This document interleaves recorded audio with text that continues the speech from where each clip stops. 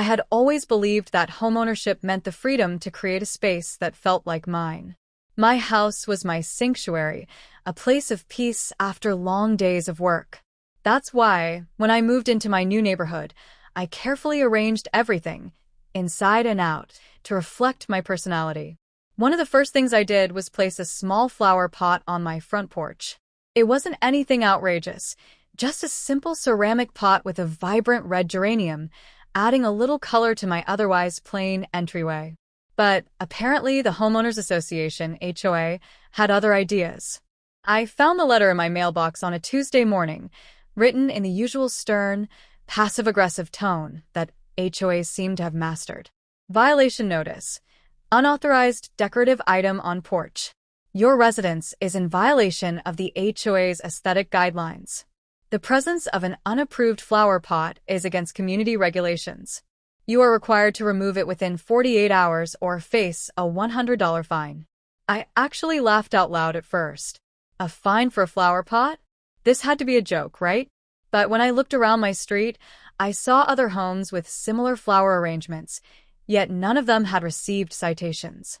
It didn't take long for me to realize the real reason behind this absurd complaint. Mrs. Patterson, the HOA president. Mrs. Patterson was the self-appointed dictator of the neighborhood, a woman who had taken it upon herself to enforce her version of what was acceptable.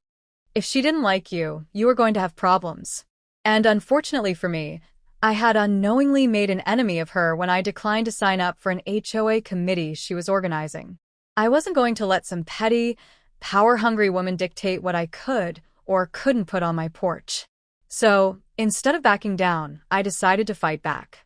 I emailed the HOA, challenging the fine and requesting to see exactly where in the bylaws it said a single flower pot was prohibited. 2 days later, I got another letter. Your challenge has been reviewed. The HOA board has determined that the flower pot does not align with the community's aesthetic uniformity. Failure to comply will result in a daily fine until removal. That's when I realized this wasn't about the rules. It was about control. Fine. If the HOA wanted to control my yard, then I'd give them something far bigger to worry about. I wasn't just going to keep my flower pot. I was about to turn my entire yard into a jungle. I stood on my porch, staring at the ridiculous violation notice in my hands. The sheer pettiness of it made my blood boil. A tiny flower pot was apparently an aesthetic crime, but Mrs. Patterson and her HOA minions had no problem harassing homeowners over nonsense. Fine. If a single plant was such a problem, then I'd make sure they had something much bigger to worry about. That evening, I sat down at my computer and read every single HOA bylaw I could find. I wasn't going to break any rules, I was going to weaponize them. And that's when I found my golden ticket. The HOA had strict rules about unapproved decorations, but when it came to landscaping, they were surprisingly vague. The only restrictions were that plants had to be well-maintained and not cause safety hazards, but there was nothing that said how much greenery was too much. Perfect. The next morning, I started my master plan. I drove to the biggest garden center in town and filled my truck with everything that could turn my yard into a jungle. Towering ferns, dense shrubs, tall ornamental grasses, hanging ivy, climbing vines, and, of course, as many flower pots as I could carry. I even found a bamboo tree, one that would grow quickly and spread even faster. As I loaded up my purchases, the store employee gave me a curious look. You starting a landscaping business or something? He asked. I just grinned. Nope. Just fixing a small problem with my HOA. By the weekend, I was ready to begin. I spent all day Saturday and Sunday planting, arranging, and creating a masterpiece. My once simple yard was now a lush paradise. A wall of ferns and ivy lined the edges, flower beds sprawled out, and my new bamboo tree stood proudly in the center. To top it all off, I placed dozens of flower pots, each filled with bright, colorful plants, right along my porch. I made sure everything was legal. Every plant was well-maintained. There were clear pathways, and nothing spilled onto the sidewalks or neighboring properties. When I finally stepped back and admired my work, I couldn't help but laugh. It looked incredible, a stunning contrast to the HOA's boring, cookie-cutter lawns. Now, all I had to do was wait. It didn't take long. By Monday morning, Mrs. Patterson was standing at the edge of my yard, her face twisted in absolute horror. She called an emergency HOA meeting that same evening. Of course, I attended, with a smug smile and a folder of HOA bylaw documents in hand. The moment I walked in, Mrs. Patterson was already raging. "This is unacceptable. Your yard is an eyesore. This is a neighborhood, not a rainforest." I leaned back in my chair, completely unbothered. Actually, everything I did is completely within HOA guidelines. Now, if you'd like to show me exactly which rule I've broken, I'd love to discuss it. The room went silent. Mrs. Patterson turned bright red, flipping through her papers, trying to find something, anything, to use against me. But there was nothing. I had played by their rules and still beat them at their own game. Her jaw clenched. "Well, this isn't over." I just smiled. "Oh, I know. That's why I've got phase 2 ready." Because what she didn't know was, I wasn't done yet. I woke up the next morning to find Mrs. Patterson pacing outside my yard, furiously talking on the phone. She kept gesturing wildly at my jungle-like lawn, as if it was some kind of crime scene. I smirked. She could call whoever she wanted. It wouldn't change the fact that I had done nothing wrong. But I wasn't done yet. If she thought my yard was bad now, she was going to hate what came next. I spent the next few days expanding my green paradise. I planted more bamboo, ensuring it would spread quickly. I installed hanging gardens along my porch and fences. I brought in huge planters filled with fragrant flowers. I even added small decorative ponds with koi fish. By the time I was done, my home looked like something out of a tropical resort. And my favorite part? Every single thing was still HOA compliant. By Friday, the HOA sent me another violation notice.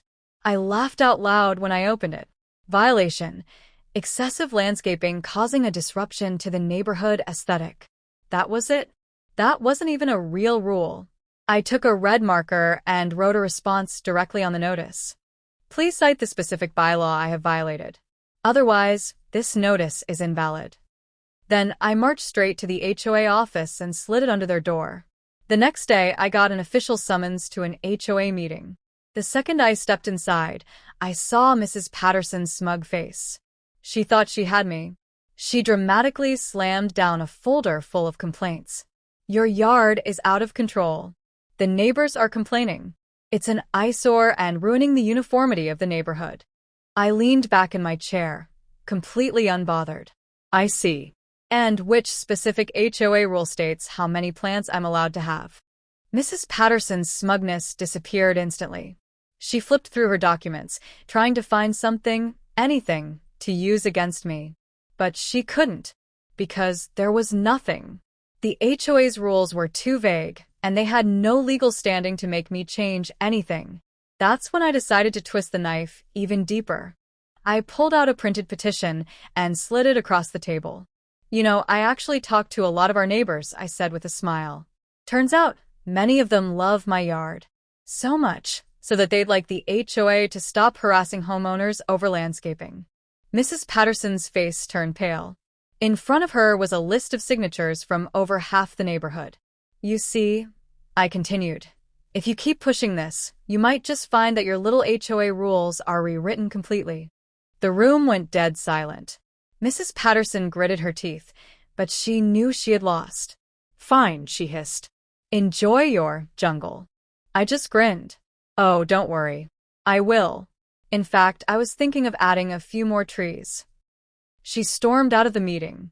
And just like that, I won. The HOA might have backed off for now, but I knew Mrs. Patterson wasn't done.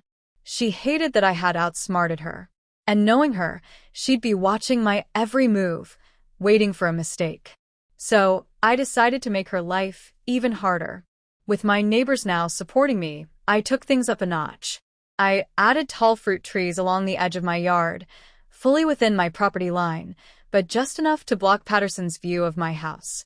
I installed solar-powered garden lights that lit up my plants beautifully at night. I placed comfortable benches and a hammock under the trees, creating a mini park feel. My house now looked like an exclusive retreat. And my favorite part? The neighbors started following my lead. The HOA's worst nightmare comes true. Soon, my yard wasn't the only one transforming. The family across the street planted a row of roses and a vegetable garden. An elderly couple next door added a waterfall feature to their front yard. Even the retired Army veteran set up a greenhouse for growing fresh herbs. It was beautiful. The neighborhood was lively, colorful, and full of nature. And the HOA? They were losing their minds. One morning, I found a bright red notice taped to my door. Mandatory HOA landscaping review meeting. Failure to comply may result in fines. I rolled my eyes. They were desperate now. At the meeting, Mrs. Patterson tried to sound professional, but I could hear the frustration in her voice. "We need to discuss the excessive changes happening in this community," she began. "We must maintain a uniform aesthetic." I leaned forward with a smirk. Uniform? You mean boring? Because I think everyone here would agree that our neighborhood looks better than ever. The room erupted in murmurs of agreement. One homeowner stood up. "Honestly, I love my new vegetable garden. I don't see why we should stop improving our own homes." Another nodded. Exactly. "I moved here because I want a nice place to live, not to be told what I can plant in my own yard." Mrs. Patterson's face turned red. She realized she was outnumbered. She opened her mouth to argue. But before she could, the HOA president spoke up. "I think it's clear that homeowners want more flexibility," he said. "Maybe it's time we adjust some of our outdated landscaping rules." That was it. The final blow. Mrs. Patterson slammed her folder shut and stormed out of the room. A few weeks later, the HOA officially changed their landscaping policies. Homeowners could now have gardens, trees, and water features without approval. HOA could no longer issue fines for aesthetic landscaping. And best of all, Mrs. Patterson resigned as HOA enforcement chair. The war was over. And I had won. I walked back to my lush, thriving yard, took a deep breath, and smiled. I had started this fight because of one tiny flower pot. And now? I had turned the entire neighborhood into a paradise. The HOA had backed down, at least officially. But I knew Mrs. Patterson wasn't done. Losing power wasn't something she could accept. She wanted revenge. And, of course, she tried to hit me where it hurt, my jungle paradise. The anonymous complaints began. A week after the HOA meeting, I started receiving mysterious letters in my mailbox. "Your yard is an eyesore. This is a respectable neighborhood, not a jungle. Maybe you should move somewhere else." None of them were signed, but I knew exactly who was behind it. Then one morning, I heard a loud banging on my front door. I opened it to find a city inspector standing there, clipboard in hand. "Ma'am, we've received a complaint about an illegal structure on your property. I need to inspect your yard." I laughed. "Illegal structure?" I let him in, showing him every inch of my landscaping. The trees? Perfectly within my property line. The waterfall? Completely legal. The solar lights? Energy efficient and approved. The inspector scratched his head. "Honestly, I don't see a problem here," he admitted. "But we received over 10 complaints about this address in the past week." I crossed my arms. Did all those complaints happen to come from the same person? He gave me a knowing look. "I can't say for sure, but probably." We both knew it was Patterson. He sighed, closing his clipboard. "I'll file my report. There's nothing here that breaks the law. But, good luck dealing with whoever's after you." As he left, I noticed something suspicious. From behind her curtains, Mrs. Patterson was watching. And when our eyes met, she quickly snapped them shut. Later that day, I received an email from the HOA. Urgent. Community Cleanup Initiative. All homeowners must participate in a mandatory property maintenance check. Failure to comply may result in fines. Mandatory? Fines? I rolled my eyes. This was Patterson's last-ditch effort to punish me. That's when I had an idea. If she wanted a neighborhood cleanup, I'd give her one. I gathered all my supportive neighbors for a special gardening event. Theme? Beautifying the community, and we made sure to go all out. Families planted flowers in their yards. Volunteers set up birdhouses and butterfly feeders. Kids painted decorative garden stones to place around the trees. We even arranged for a local newspaper to cover the event, praising our eco-friendly community efforts. And the best part? I made sure the newspaper featured my yard in a full-page spread. The headline? How one homeowner transformed the neighborhood into a green paradise. I personally mailed a copy to Patterson. The day after the article was published, Patterson finally snapped. She stormed into an HOA meeting, demanding that the board repeal the landscaping rule changes. "This isn't a community anymore," she ranted. "It's turning into a wild jungle. There has to be a limit." The HOA president sighed. "Mrs. Patterson, we've reviewed the new landscaping rules, and there's been overwhelming support from homeowners. But, In fact," he continued, "thanks to the positive press, property values have actually gone up." That shut her up. Property values were her weakness. "Fine," she huffed, grabbing her purse. "But don't blame me when things get out of control." She marched out of the room, her face red with fury. And that was the last time she ever tried to fight me. After that day, the battle was over for good. My yard remained a thriving paradise. The neighborhood became even more beautiful. And Mrs. Patterson? She stopped showing up to meetings entirely. One evening, as I watered my plants, a new neighbor walked over. "Hey," she said with a smile. "I just moved in, and I wanted to say, I love what you've done with your yard. It's why I chose this house." I grinned. Victory never smelled so sweet. Mrs. Patterson had finally been defeated. Her attempts to sabotage me had backfired spectacularly. The HOA board had turned against her. My landscaping was legally protected, and my yard had become the envy of the neighborhood. But the biggest victory? She had stopped showing up to HOA meetings altogether. With Patterson out of the picture, life in the neighborhood felt different. For the first time, people weren't afraid of ridiculous HOA rules. More neighbors started adding their own touches to their yards. A retired couple down the street planted a rose garden. A young family built a small vegetable patch. Even the HOA president installed a koi pond. The entire neighborhood had transformed. Instead of a sterile, uniform suburb, it had become a lush, green oasis. And best of all, no one had to fear fines anymore. One afternoon, I was relaxing in my backyard with a cup of iced tea, enjoying the sound of birds chirping and leaves rustling. That's when I noticed something interesting. A for sale sign had gone up in front of Mrs. Patterson's house. I nearly spit out my drink. I grabbed my phone and called a friend from the HOA board. "Hey, did you see Patterson's house is for sale?" I asked. There was a pause. Then my friend chuckled. "Oh yeah," she said. "She put it up last week. Apparently, she's moving to a gated community with stricter HOA rules." I burst out laughing. Of course. She couldn't stand that she had lost control here. Rather than live in a place she couldn't dominate, she had decided to leave. It was perfect. The day before she moved out, I saw Patterson standing in her driveway, watching the moving trucks. I decided to pay her a little visit. "Moving out already?" I asked, holding back a smirk. She gave me a tight-lipped smile. "This neighborhood isn't what it used to be," she sniffed. "I prefer order." I looked around at the beautiful greenery, the happy families, the vibrant gardens. "You're right," I said. "It's so much better now." For the first time, she had nothing to say. She just turned around and walked inside. I smiled to myself. She had tried to control the neighborhood, but in the end, it was me who changed it forever. A few months later, her house sold. The new owners? A wonderful couple who loved gardening and even asked me for landscaping tips.